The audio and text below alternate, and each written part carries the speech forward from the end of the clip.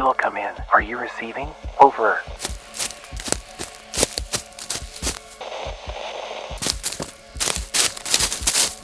Kilo here. All set. Are you in position? Over. Roger. Alarm's off. You're sure that little present you left on the perimeter fence was enough? It wasn't meant to blow a hole in it, just to make their sensor board light up. They have to send a patrol to check the breach, and this is the only road they'll use.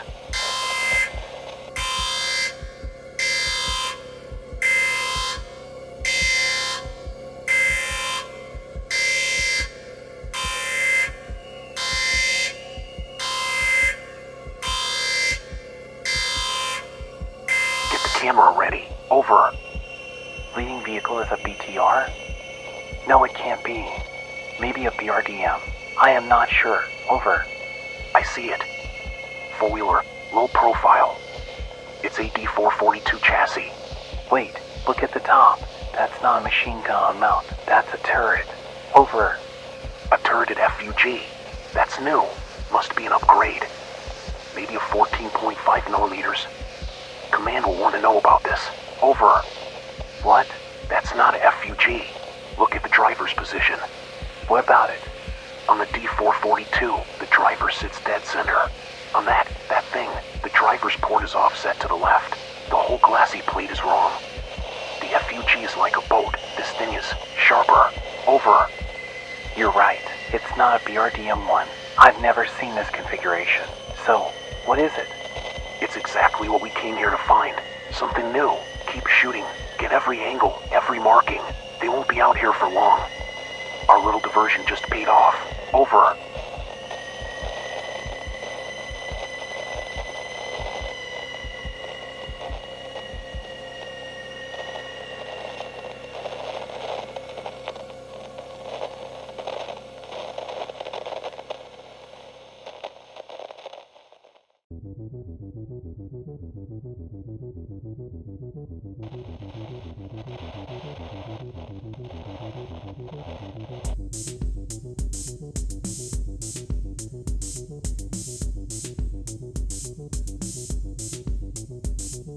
The story of the D-944 PSZH starts fittingly for a Cold War vehicle, with a case of mistaken identity. During the 1960s, a primary method of intelligence gathering for NATO and Western agencies was the observation of Warsaw Pact military parades. These events provided a rare, if highly curated glimpse into the military hardware being developed and fielded behind the Iron Curtain. However, this reliance on parade watching was often the victim of both deliberate deception and simple misinterpretation.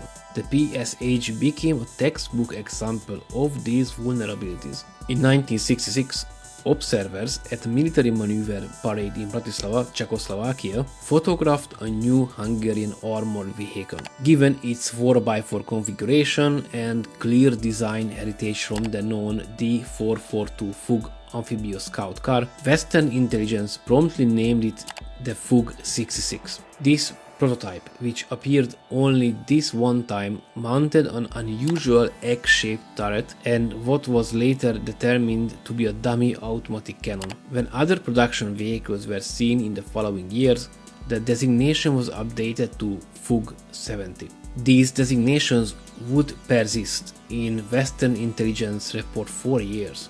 The reality was that these observers were not looking at a new scout car at all. They were seeing the prototype of an entirely new class of vehicle for the Hungarian People's Army, a dedicated armored personnel carrier. Its true designation was the D-944 PSZH, an acronym for the Hungarian Páncélos Szállító Harcjármű, which translates to armored personnel carrier. The vehicle would accumulate other names throughout its service life, including the factory designation of PSH-4, the unofficial FUG-2, the Czechoslovak Army designation OT-66, and the East German Border Troops designation SPW-PSH, further confusing external analysts. This initial misidentification offers a compelling window into the intelligence dynamics of the era.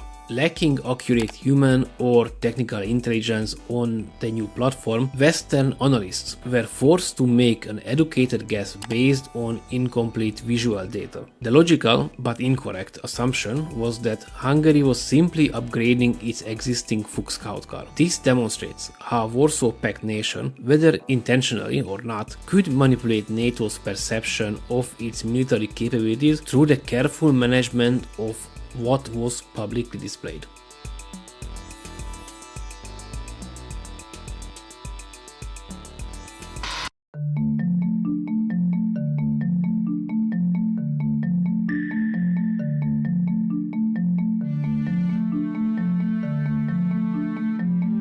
The development of the D-944 PSZH was a direct response to a pressing military need. The vehicle, it was designed to succeed the D-442 Fuchs scout car, had proven its utility but also possessed critical deficiencies for the modern battlefield of the late 1960s. The Fuchs' biggest flaw was its lack of a turret. Its single 7.62mm machine gun was on a pintle mount that required the gunner to be dangerously exposed to enemy fire during operation. Furthermore, the base model lacked an integrated nuclear, biological, chemical protection system and had no standard issue night vision equipment, both of which were becoming essential for survivability and effectiveness. These drawbacks, coupled with the general lack of modern APCs in the Hungarian inventory, prompted the development of what was envisioned as Hungary's primary armored personnel carrier.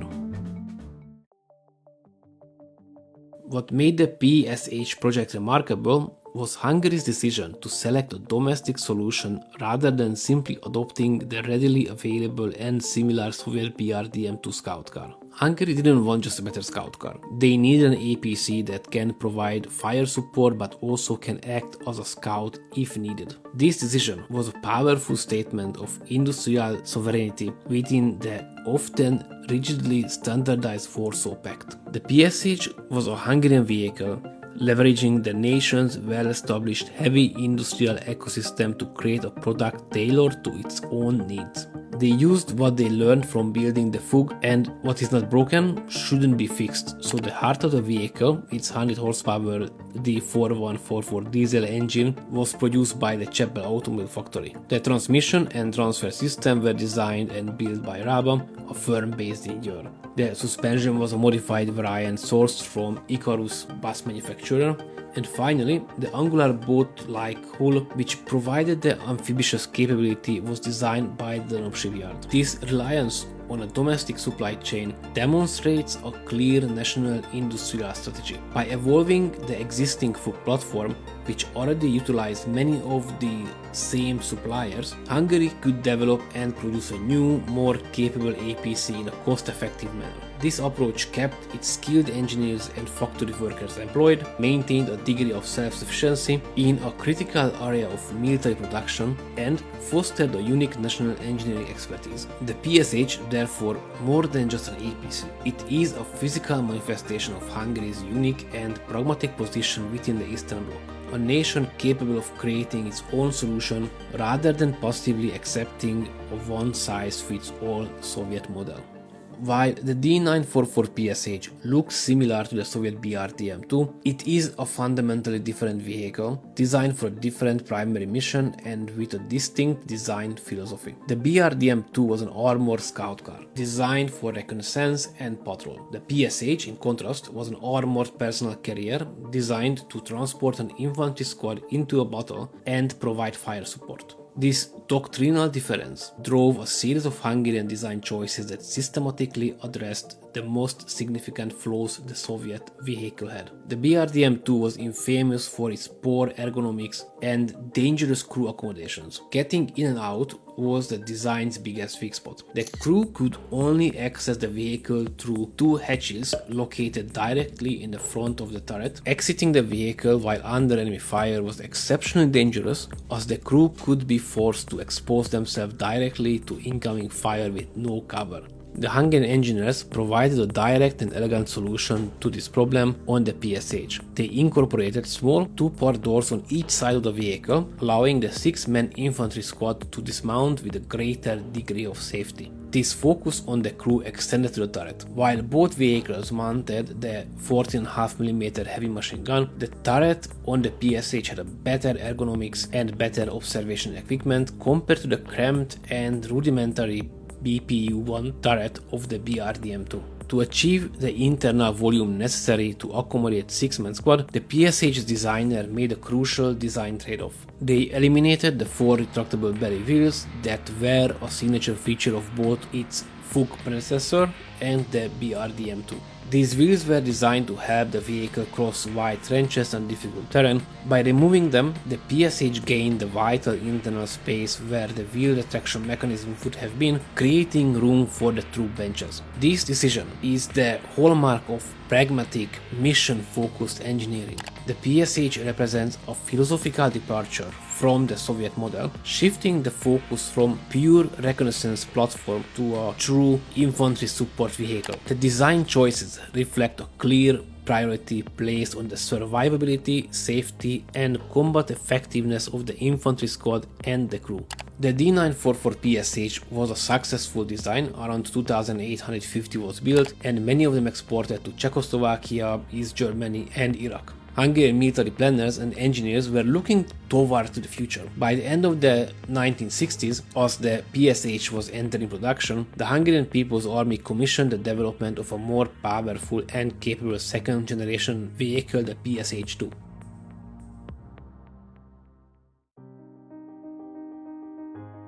The technical plan, developed in 1971 by the engineers at Raba in cooperation with the Military Technological Institute, outlined a modern machine. It was envisioned as an 8x8 vehicle mounting the complete turret of a Soviet BMP-1 infantry fighting vehicle, armed with its 73mm 2.828 gram low-pressure cannon. In retrospect, the design was evaluated as a modern piece of military equipment that could have been highly effective. Despite the promising design, the project was cancelled before a single prototype was constructed. The reason for its fate was not a military or technical failure, but a strategic economic decision rooted in Hungary's unique position within the Soviet bloc.